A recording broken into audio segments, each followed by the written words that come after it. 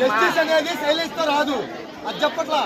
విషయం క్లారిటీగా కమ్యూనికేట్ అవటం సైలెంట్ గా అవ్వాలి. కానీ కమ్యూనికేట్ అనేది చాలా మంది తెలిసిపోయింది, మినిస్టర్ దగ్గరికి వెళ్ళిపోయింది, మీడియా ద్వారా స్ప్రెడ్ అయింది, పోలీసులు ఎటువంటి ఆధారాలు లేవు, ఇంకోటి ఏం లేదని చెప్తున్నారు. అది ఉందా లేదా